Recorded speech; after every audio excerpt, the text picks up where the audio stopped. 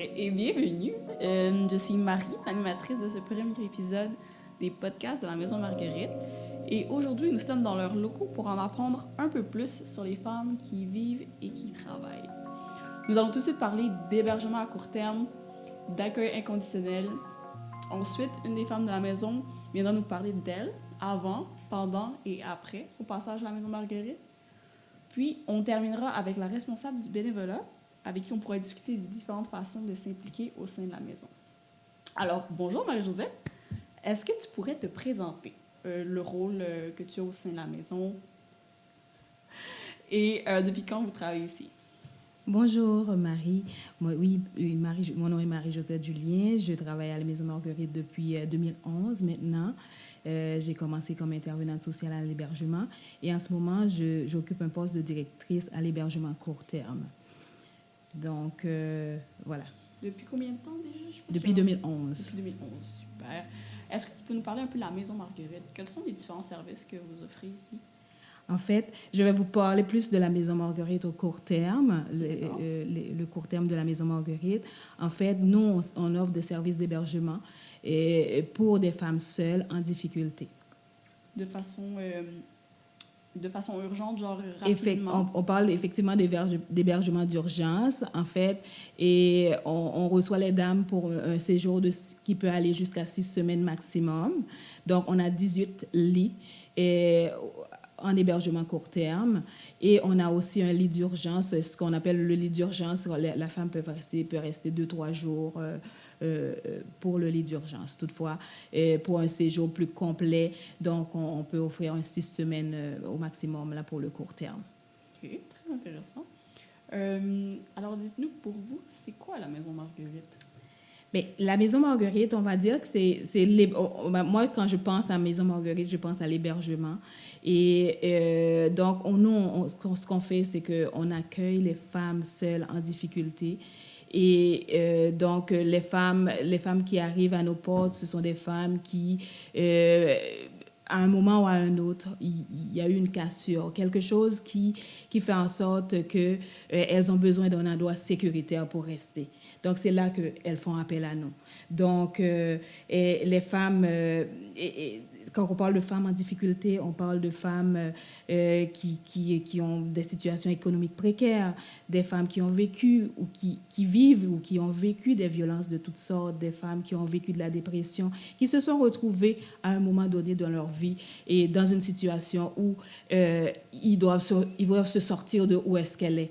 Et c'est là qu'elles font appel à nous, à la Maison Marguerite. Et c'est là qu'elles font appel au court terme de la Maison Marguerite. Nous, on est là, on les accueille, on prend le temps d'écouter c'est quoi leurs besoins, on prend le temps de savoir d'où est-ce qu'elles viennent, etc. Qu'est-ce qu'on peut faire dans l'immédiat, dans l'urgence, pour répondre à leurs besoins.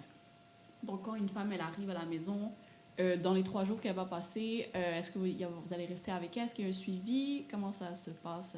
Effectivement. Quand la femme arrive, généralement, ce qui se passe, c'est que la femme, elle nous appelle au téléphone. Hein? Mm-hmm. Et l'accueil se fait par téléphone. La dame appelle et puis elle nous dit, elle nous explique de sa situation et puis dès qu'on a une place, on offre à la première personne qui appelle. C'est pour ça, souvent, on va toujours être plein parce qu'en réalité, dès qu'une place se libère, c'est la première personne qui appelle, on lui offre la place. Donc, la femme arrive au téléphone, elle nous appelle et elle a besoin d'une place pour rester. Nous, on prend en compte sa situation et on la fait venir. L'intervenante à l'accueil va répondre au téléphone et fait venir la femme, lui donne l'adresse et elle vient à la Maison Marguerite.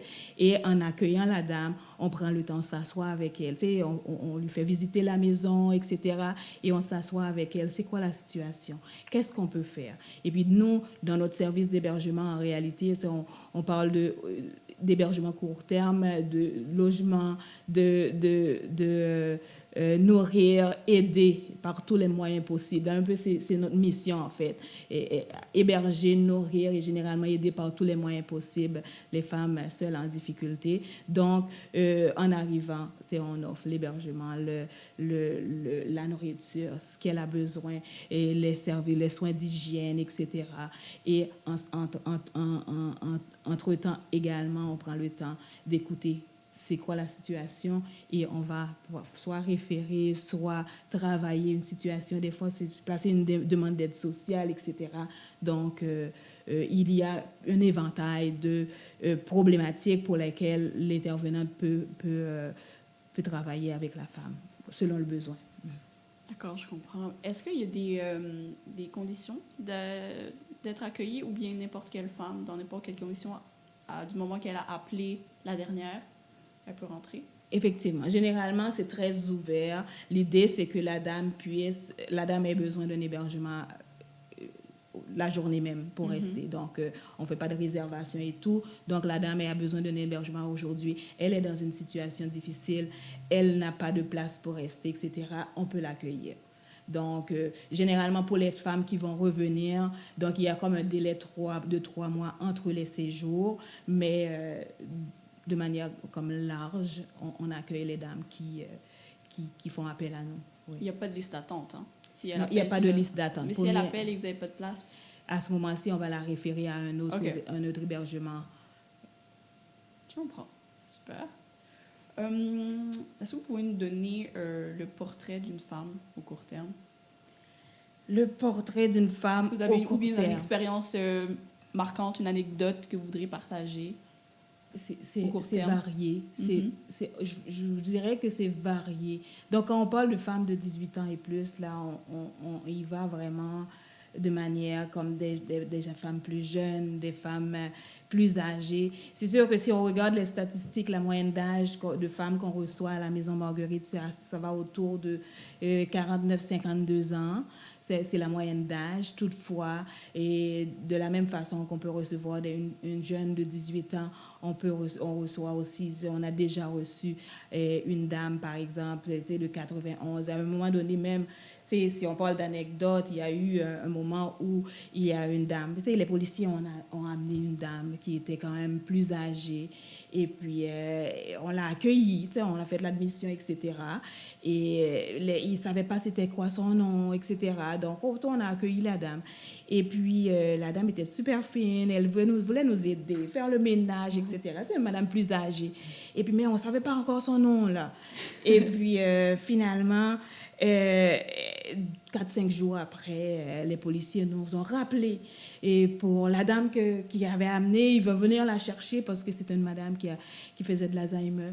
Et puis sa famille la cherchait. Donc, ils ont trouvé un endroit sécuritaire pour elle. Nous, on était là. Et puis c'était super, joyeux. Elle était bien elle voulait nous aider à faire le ménage. Et puis elle voulait faire plein de choses. Mais on était contente aussi qu'elle puisse se retrouver, qu'elle ait été en sécurité avec nous le temps qu'elle avait perdu son chemin et qu'elle puisse retrouver sa famille. Donc, c'était une petite histoire assez... oui. Super, c'est un vrai accueil inconditionnel. Ma dernière question, c'est, vu que vous vous retrouvez souvent dans des situations assez lourdes parfois, on peut dire ça comme ça, comment vous gérez les moments de pression? Comment vous gérez les émotions en général dans votre quotidien? En réalité, notre outil de travail, c'est nous-mêmes. Hein? On n'a pas le choix. On sait que on est équipé aussi. Hein? On a une équipe d'intervenantes qui sont formées en relation d'aide. Donc, l'idée, c'est on reçoit effectivement des situations très, très difficiles.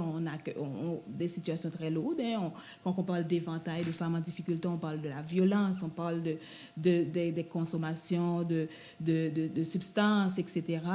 Donc, nous, on compte beaucoup sur l'équipe. On compte beaucoup sur le lien les uns avec les autres pour pouvoir, des fois, quand on a fait de l'écoute, on a géré une crise, par exemple. Il y a beaucoup de crises à gérer également. On prend le temps de prendre un recul entre l'équipe et de revoir un peu la situation et comment on s'est senti dans la situation, comment on se sent maintenant, etc. Donc, ça nous permet de passer par-dessus et de continuer. Donc, on utilise aussi nos outils d'intervention pour qu'on soit en sécurité dans des situations de crise, etc. Donc, voilà. Wow, c'est super. Je vous remercie vraiment beaucoup. C'était toutes mes questions pour vous. Nous accueillons maintenant notre première femme invitée. Bonjour, comment ça va? Ça va bien, vous? Oui, super, ça va, merci. Alors, dites-moi, es-tu arrivée à la Maison Marguerite et pourquoi? C'était en 2018. J'étais à la rue, ça fait 11 ans. D'accord. J'avais besoin de repos, j'avais besoin d'un moment de répit pour moi. Ça allait pas super bien. Je venais de finir une relation super violente, abusive, où ce que j'étais on and off dans la rue, retour chez lui, retour dans la rue, retour chez lui. Et je me suis dit, j'ai besoin de ça. S'il n'y avait pas la Maison Marguerite, je serais sûrement pas là aujourd'hui. Tu sais, j'ai eu le choix d'être dans la rue ou d'avoir la Maison Marguerite. Bien, on m'a donné le choix d'être dans la Maison Marguerite, tout ce que j'ai pu aller mieux, justement. Parce que mentalement, ça allait pas. Être dans la rue, c'est pas super. Comment tu as été référée? En fait, j'étais allée dans une place où j'étais allée demander est-ce que vous savez où est-ce que je peux aller à soir, là, je suis vraiment tannée, je suis fatiguée, j'ai besoin d'une douche, j'ai besoin de manger, prendre soin de moi. Ils m'ont dit j'ai fait plusieurs places, la Maison Marguerite, elle avait un lit. J'avais déjà fait des ressources avant, mais je restais jamais plus que 3 jours parce que je me sentais pas bien.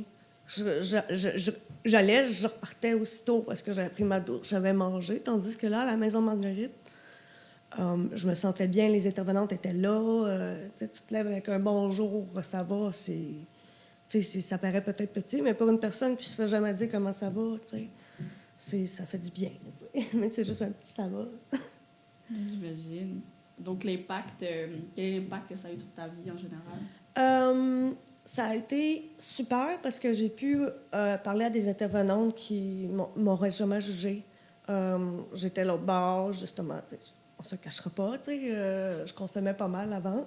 Puis je venais pas mal d'arrêter. Puis j'avais l'impression que je voulais retourner là-dedans. Fait que je me suis donné une chance de réapprendre à faire confiance en moi, aux gens qui m'entourent.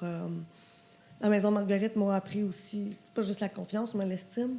D'arriver là, prendre une douche, ça fait du bien, 3 repas par jour, des intervenantes qui sont super gentilles, un lit vraiment confort.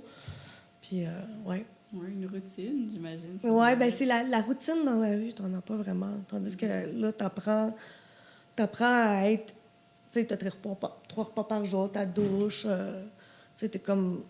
Moi, au début, la vie, c'était sécuritaire, mais c'est pas ce qui. C'est pas vraiment. Au début, moi, je restais 11 ans dans la rue. Dans les débuts, je consommais vraiment beaucoup de toutes sortes de substances. On se le cachera pas. Je me serais pas vue pas consommer dans les débuts, étant dans la rue. T'avais quel âge environ? 15 ans. 15 ans? Oui. La première fois que j'étais allée dans la rue, c'était parce que j'étais en fugue.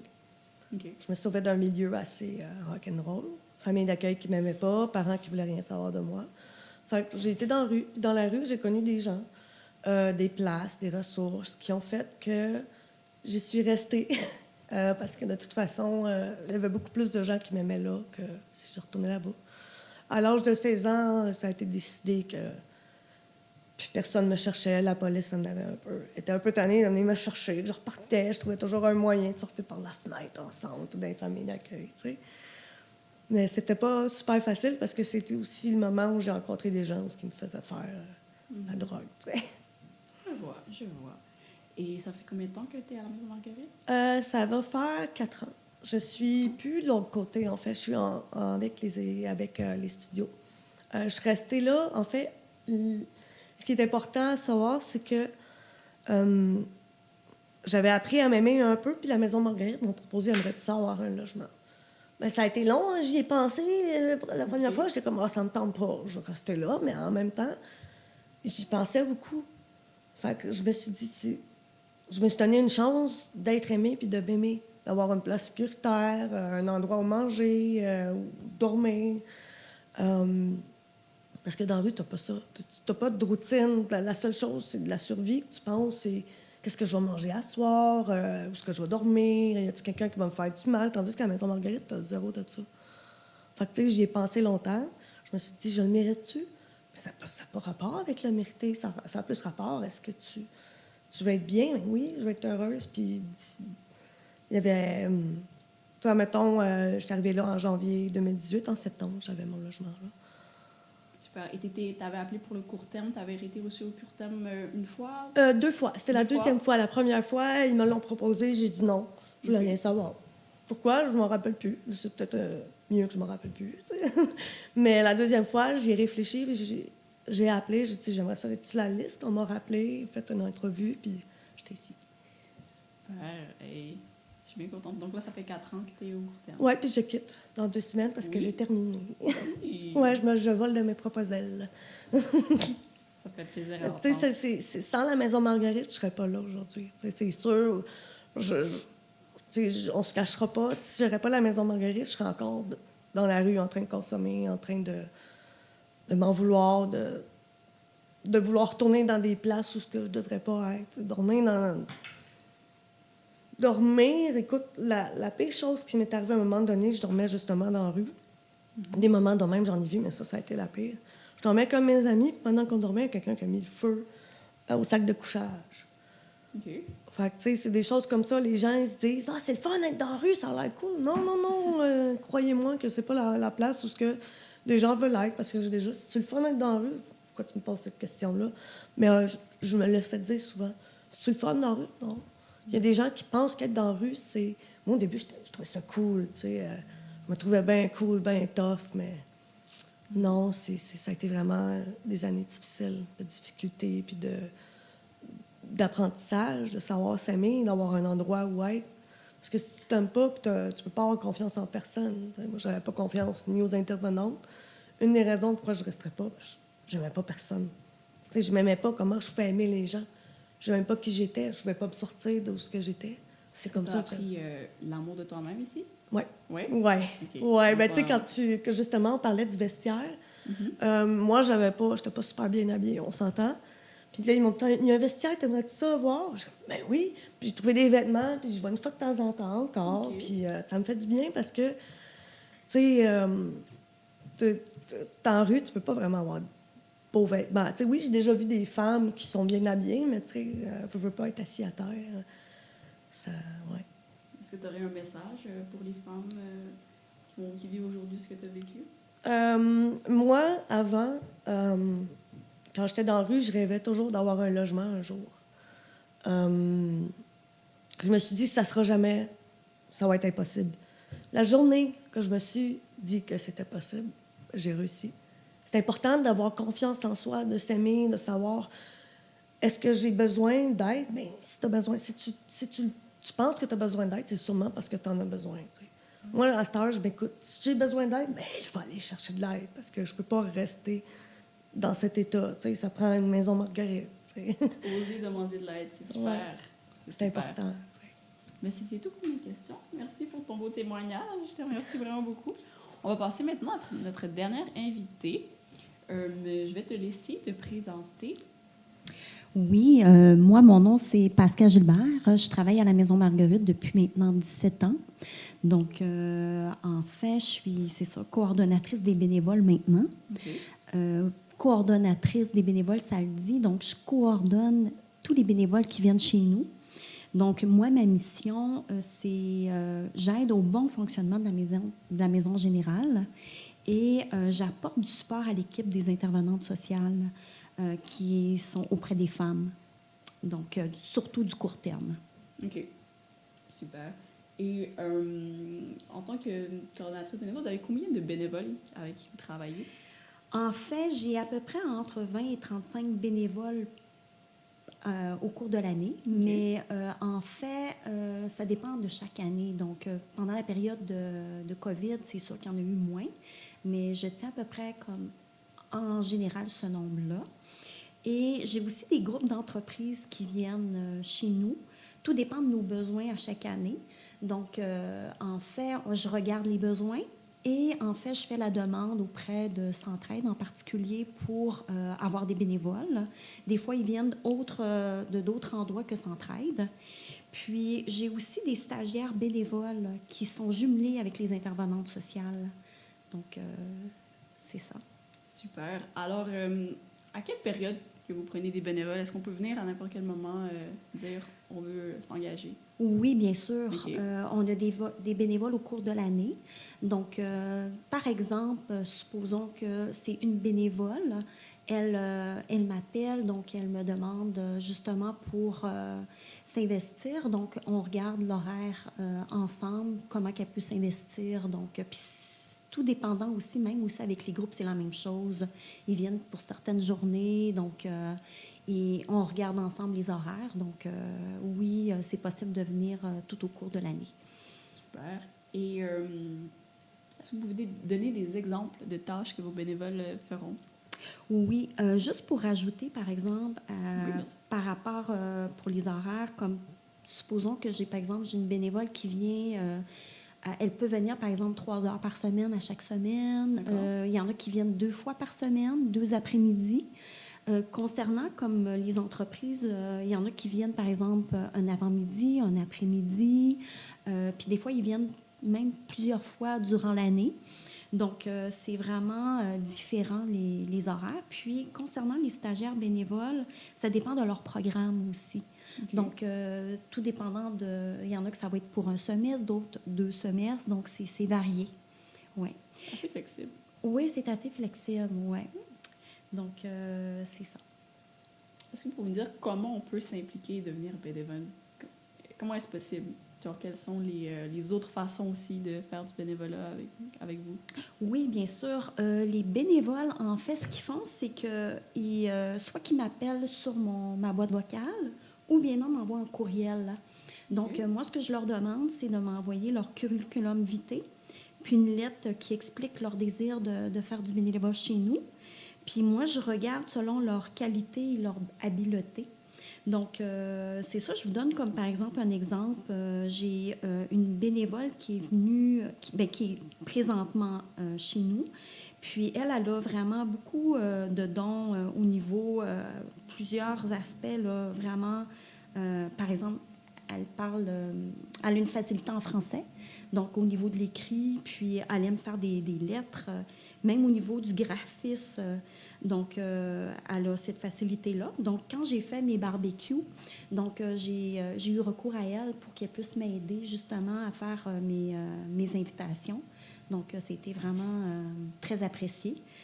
J'ai aussi une autre dame qui, dernièrement, elle a pris des cours de yoga depuis plusieurs années.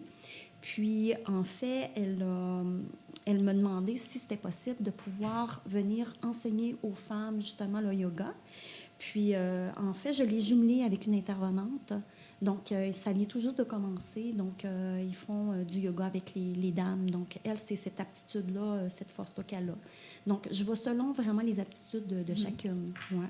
Super. Donc, on vient avec nos forces. Venez avec vos forces. Oui, c'est ça. Puis là, vous me posiez une question par rapport au quel genre de bénévolat que les personnes peuvent venir faire. Je pourrais vous donner comme 3 catégories, là, comme 3 exemples. Oui. Comme par exemple, une bénévole seule, par exemple, qui décide de venir faire du bénévolat, elle peut aller à notre comptoir vestimentaire. Nous, on reçoit des dons. Donc, elle peut s'offrir comme pour placer les vêtements sur les supports, les placer en ordre de grandeur, par catégorie, puis s'assurer aussi une rotation des vêtements.